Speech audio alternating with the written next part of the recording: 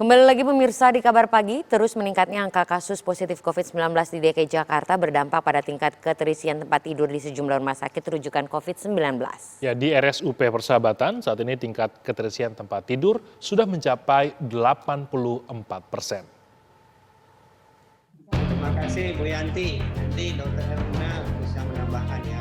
Direktur Utama Rumah Sakit Umum Pusat RSUP Persahabatan Agus Dwi Susanto menyatakan saat ini tingkat keterisian tempat tidur atau bed occupancy rate di RSUP Persahabatan mencapai 84,1%.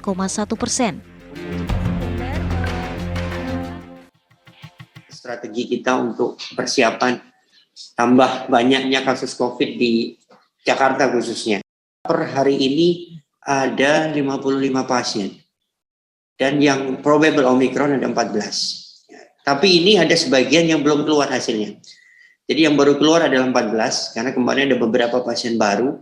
Jadi sementara yang belum keluar kita masukkan sebagai pasien yang belum diketahui hasilnya. Tapi yang sudah keluar hasilnya ada 25% yang Omicron saat ini. Ya, sebagian belum keluar hasilnya. Jadi kalau kita lihat kapasitas kita saat ini sudah kita naikkan menjadi 65, maka saat ini kapasitas terisi kita adalah 84,61% dari 65 tempat tidur. Jadi kita terisi 55 per hari ini yang kita rawat. RSUP Persahabatan sendiri menyediakan total 595 tempat tidur untuk merawat pasien COVID-19. RSUP Persahabatan akan membuka tutup sejumlah layanan untuk mengantisipasi lonjakan kasus COVID-19 yang diperkirakan terjadi pada Februari 2022. Tim TV One mengabarkan.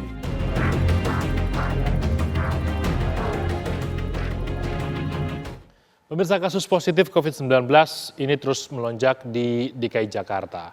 Kemarin pasien di RSDC Wisma Atlet Kemayoran telah bertambah sebanyak 702 orang.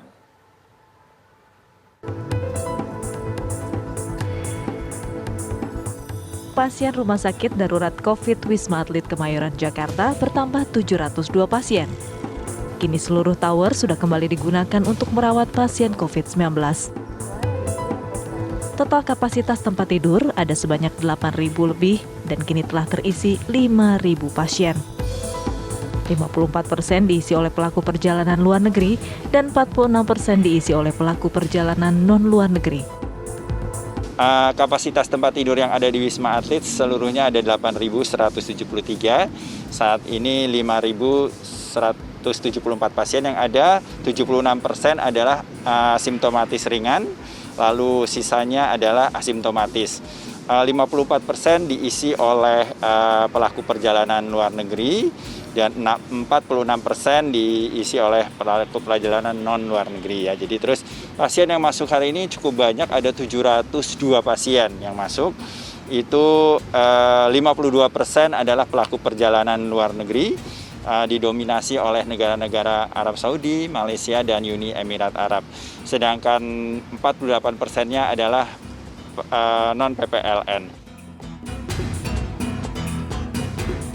Mengantisipasi lonjakan pasien, pihak Rumah Sakit Wisma Atlet telah menambah tenaga kesehatan baik medis atau non-medis, peralatan medis, obat-obatan, serta kapasitas tempat tidur khususnya untuk ruang ICU. Dari Jakarta, Yohana Gabriela, Mulia Rahman, TV One mengabarkan. Ya, untuk mengetahui informasi terbaru mengenai perkembangan kasus COVID-19 di Jakarta, kita telah terhubung dengan reporter TV One, Adin Fatoni. Adin, bagaimana informasi terkini berkaitan dengan perkembangan data kasus COVID-19 di Jakarta?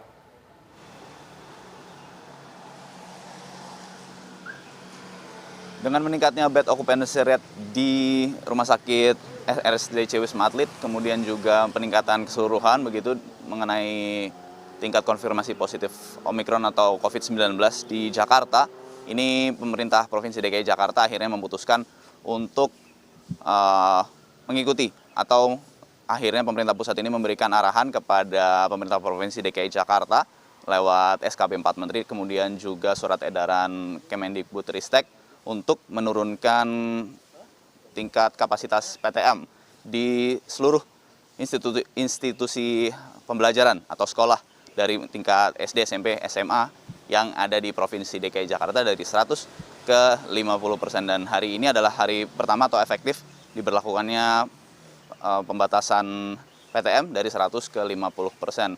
Kalau dilihat pantauan kami di SMA 21 Jakarta Timur pada pagi hari ini pukul 5.30 memang belum tampak adanya persiapan karena sekolah baru akan dibuka nanti pukul 6 pagi untuk menyambut siswa yang akan melaksanakan PTM 50% ini pukul 6.30 begitu. Kemudian untuk persiapan juga belum tampak bagaimana nanti penerapan protokol kesehatan karena pesan dari pemerintah Provinsi DKI Jakarta dan juga Kemendikbudristek ini adalah untuk memperketat protokol kesehatan karena mencegah penyebaran COVID-19 khususnya varian Omikron begitu.